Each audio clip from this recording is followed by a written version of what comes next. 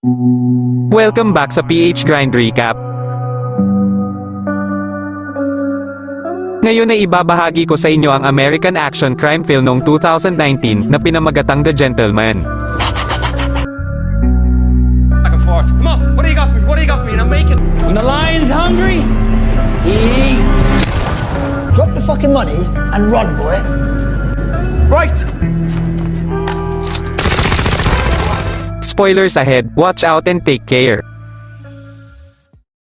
Nagsimula ang pelikula kay Mickey Pearson na pumasok sa isang pub. Siya ay nasa telepono kausap ang kanyang asawa, habang isa pang lalaki ang lumapit sa likuran ni Mickey. Narinig niya sa kabilang linya na may kaaway ang kanyang asawa. Pagkatapos ay isang putok ng baril ang narinig at dumaloy ang dugo sa baso. Pagkatapos ay makikita si Raymond, ang kanang kamay ni Mickey, at nang siya ay nasa kanyang bahay, ang lalaking si Fletcher ay nakatayo sa malapit. Si Fletcher, na isang mapagpanggap na mamamahayag ng tabloid, ay naroon para sa kanyang amo na si Big Dave, ang editor ng Daily Print.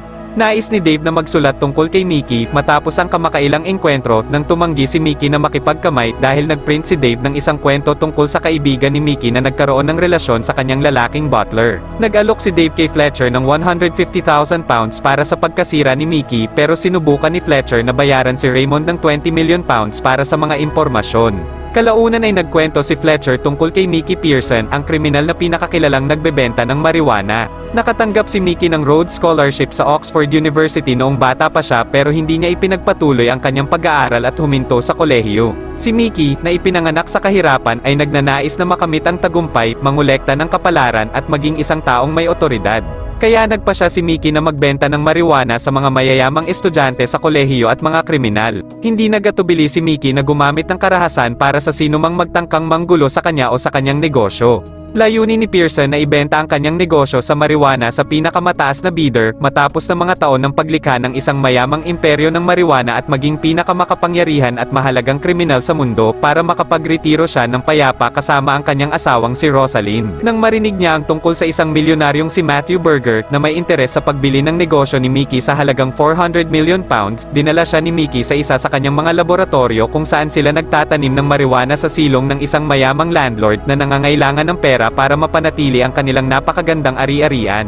Namangha si Matthew sa lab ni Mickey dahil ang mga halaman ay nilinang at inalagaan ng husto, kaya nakagawa ng mataas na kalidad ng marijuana na mataas din ang presyo sa merkado. Kinwestiyon ni Matthew ang desisyon ni Mickey na ibenta ang kanyang negosyo. Sinabi ni Mickey na di magtatagal ay malalaman ng mga pulis ang tungkol sa kanyang operasyon sa marijuana. Dagdag pa niya na maaaring sa kanyang history sa criminal record ay ikakasira ng kanyang negosyo sa isang iglap kapag siya ay nahuli, kaya pinili niyang ibenta ito at magretiro ng payapa. Si Matthew, na tinanggap ang paliwanag ni Mickey, ay humiling sa kanya na ipakita ang lokasyon kung saan pinoproseso ang marijuana hanggang sa ito ay handa ng ibenta. Ang asawa ni Mickey, na si Rosalind, ay nagpapatakbo ng isang negosyo sa pagkukumpuni ng sasakyan na kilala sa ibang mga bansa. Pinayuhan ni Rosalind ang kanyang asawa na manatiling maingat at huwag agad kumilos kung siya ay magre-retiro, dahil ang kanyang pang-ekonomiyang imperyo ay walang alinlangan na madaling kapitan at pagtatalunan ng maraming tao. Si Mickey, na mahal ang kanyang asawa, ay nakinig. Samantala, ipinakita ang isang lalaki na si Dry Eye na tila nagbe-verify ng container paperwork kasama ang kanyang crew sa ibang lokasyon. Si Dry Eye ang kanang kamay ni Lord George, isa sa pinakakinikilalang pinuno ng krimen sa China, at siya ang namamahala sa pagpupuslit ng mga bagay para kay Lord George. Si Dry Eye ay nagpupuslit ng mga walang buhay na bagay at nagsasagawa rin ng human trafficking. Ang plano ni Mickey na ibenta ang kanyang kumpanya ng marijuana ay nalaman ni Dry Eye mula sa kanyang tauhan. Sa kabila ng plano ni Mickey na doblehin ang presyo ng pagbebenta, mukhang interesado pa rin si Dry Eye at balak itong bilhin. Pagkatapos pumunta si Dry Eye sa pagawaan ni Rosalind ilang sandali matapos umalis si Mickey, at pagkatapos ay nalaman ni Rosalind na ang ilan sa mga bahagi ng kotse na binili niya para sa kanyang negosyo ay ilegal. Hiniling ni Dry Eye kay Rosalind na makipagkita sa kanya kasama si Mickey, pero hindi ito magagarantiya ni Rosalind. Nagawa ni Dry Eye na makipagkita kay Mickey para bilhin ang kanyang kumpanya, pero tumanggi si Mickey. Sumagot si Dry Eye ng may insulto, kaya binaril siya ni Mickey sa bayag bago patayin ang kanyang tauhan. Gayunpaman, lahat ng ito ay nasa isip lang ni Mickey. Ang totoo ay tumanggi lang si Mickey at nilinaw kay Dry Eye na hindi siya madaling matakot. Sa gabing iyon, pumasok ang isang grupo sa lab ni Mickey matapos patumbahin ang mga bantay, at saka kinuha ang maraming marijuana bago mag-upload ng kanilang rap video sa YouTube. Ang isa sa mga gwardya ay agad na binalita kay Mickey ang nangyari, na sinabi sa kanya na ang mga ito ay mahusay na sinanay sa martial arts at hindi sila mga regular na bata at na may nag-utos sa kanila na gawin iyon. Ang grupo ng mga bata na sumalakay sa lab ni Mickey ay isang grupo ng mga baguhang MMA fighters at YouTuber na kilala bilang The Toddlers, na mga bata ni Coach, isang dating profesional na fighter na laging tinuturo na lumaban gamit ang ulo sa halip na pisikal lamang. Inutusan ni Coach ang kanyang mga bata na tanggalin ang video na pinablish nila sa YouTube matapos na malaman na sila ay nagkamali sa pagpasok at pagkuha ng marijuana mula sa lab ni Mickey. Sinimulan ni Mickey na alisin ang ilan sa mga halaman bilang pag-iingat kasunod ng pagsalakay sa kanyang lab, habang sinusuri ni Raymond kung paano nalaman ng kabataang grupo ang lugar ng kanilang marijuana lab. Nilapitan ni Mickey si Lord Snowball at hiniling ang kanyang tulong para sa palihim na paglipat ng kanyang lab sa isang mas ligtas na lokasyon. Pumayag si Lord Snowball pero hiniling niya kay Mickey na gumawa ng isang bagay para sa kanya. Hiniling niya kay Mickey na tulungan siyang hanapin si Laura, ang kanyang anak na isang adik at ilang araw nang nawawala.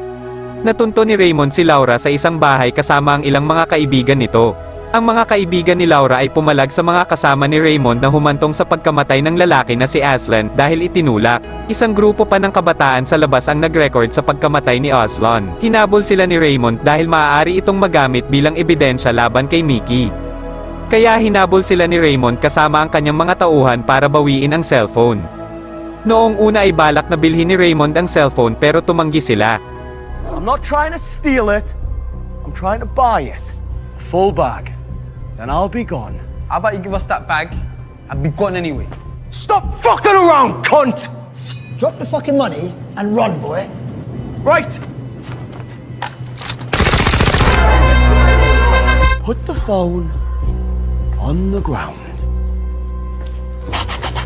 Pagkatapos makabalik si Laura sa kanyang mga magulang, ipinaalam ni Raymond kay Mickey ang tungkol sa hindi sinasadyang insidente na ikinamatay ni Aslan, na anak pala ng isang Russian billionaire at ex-KGB. Nakabalik si Laura sa kanyang mga magulang pero kalaunan ay namatay din dahil sa drug overdose.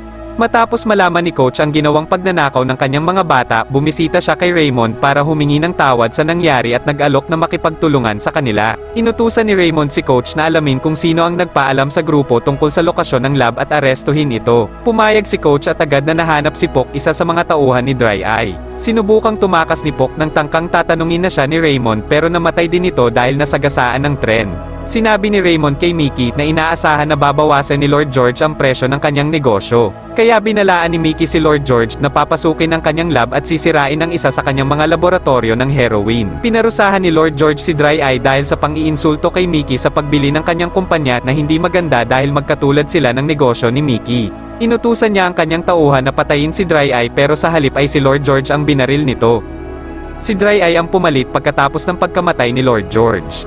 Nais pa rin ni Dry Eye na bilhin ang negosyo ni Mickey. Habang si Mickey ay nakaupo sa pub at kausap ang kanyang asawa sa cellphone, makikita ang simula ng pelikula kung saan lumapit ang isang lalaki para barilin siya pero naabutan ito ni Raymond at nailigtas si Mickey. Nagmamadaling pumunta sina Mickey sa kanyang asawa matapos na malaman na siya ang kanilang bibiktimahin.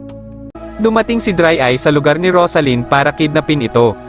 Gayunpaman, nagawa ni Rosalind na patayin ang mga tauhan ni Dry Eye bago maubusan ng bala ang baril. Agad na kinontrol ni Dry Eye si Rosalind hanggang sa dumating si Mickey at pinatay siya nito bago pa magawang gahasain ang kanyang asawa. Pagkatapos, ipinaliwanag ni Fletcher kay Raymond na sinusundan niya si Mickey at nakakalap ng mahahalagang impormasyon na maaaring makapinsala kay Mickey at sa kanyang negosyo dahil sa utos ni Big Dave. Sinabi din niya na si Dry Eye ay nakipagtulungan kay Matthew na may balak na sirain ang negosyo ni Mickey para mabawasan ang presyo nito. Pumunta si Fletcher kay Raymond sa pag-asang makatanggap ng mas mataas na bayad para sa impormasyon kaysa sa ipinangako ni Big Dave. Dahil sa mga impormasyon na ito, inutusan ni Raymond ang The Toddler na kunin si Big Dave. Pagkatapos ay binlackmail nila si Big Dave gamit ang video nito na nakikipagtalik sa baboy matapos nila itong painumin ng droga at binalaan siyang ibobroadcast nila ang video kung hindi niya titigilan si Mickey at kanyang mga tauhan. Nagkita sina Matthew at Mickey at nag-usap tungkol sa kamakailan niyang pagbebenta ng halaman sa buong Europe. Sinabi ni Mickey na alam niya ang plano ni Matthew at ipinakita ang nagyayelong katawan ni Dry Eye at pinatunayan sa kanya na ipagtatanggol niya ang kanyang negosyo. Inalok ni Matthew si Mickey na bawasan sa 130 million pounds ang presyo ng kanyang negosyo dahil sa nakaraang pagtatalo. Pagkatapos ay itinapon ni Mickey si Matthew sa refrigerator kung saan siya ay magyeyelo hanggang mamatay hanggang sa magbayad siya ng $270 million bilang kabayaran para sa dugo sa kanyang mga kamay at ang halaga ng pagpapanumbalik ng kaayusan. Ipinagtapat ni Mickey na hindi niya hinahabol ang pera pero dahil muntik ng magahasa si Rosalind, inaasahan niya ang kabayaran na mula kay Matthew. Nakipag-ugnayan muli si Fletcher kay Raymond para sa kanyang reward sa impormasyon pero inihayag ni Raymond na dati niya pa sinusundan si Fletcher matapos na maglagay ng tracker sa kanya sa kanilang huling pagkikita. Sinabi ni Raymond sa The Toddlers na kunin ang mga ebidensya mula sa impormasyon ni Fletcher para ang anumang material sa mga kamay ni Fletcher na maaaring humantong kay Mickey ay hindi na isang panganib. Sinabi naman ni Fletcher na nagbenta rin siya ng impormasyon tungkol kay Mickey sa ama ni Osland na isang dating ahente ng KGB. Dagdag pa niya na ang assassin na pinatay ni Raymond na nagbalak na patayin si Mickey ay tauhan ng ama ni Osland. Sa labas, nakita ni Coach ang dalawang Russian assassin na dumating para patayin si Raymond kaya agad niyang pinatay ang mga ito na nagpatakas kay Fletcher. Si Pearson ay dinukot ng dalawa pang Russian assassin pero sila ay sinalakay ng The Toddlers na gustong kumpletuhin ang kanilang misyon at lutasin ang problema ng kanilang coach. Pinaputukan nila ang sasakyan at napatay ang mga assassin kaya nagawang makatakas ni Mickey. Pagkalipas ng ilang araw, nagpasya si Fletcher na iakma ang salaysay ni Mickey sa isang pelikula para sa Miramax. Sumakay si Fletcher ng taxi matapos niyang makipagkita sa producer pero nakita niyang si Raymond ang kanyang driver. Sa wakas ng pelikula, bumalik ang mag-asawa sa kanilang mga negosyo at natuwa sa pagkakakulong ni Fletcher. Maraming salamat sa panonood at kung nagustuhan mo ang movie recap na ito, huwag kalimutang mag-subscribe para sa mga susunod pa na video.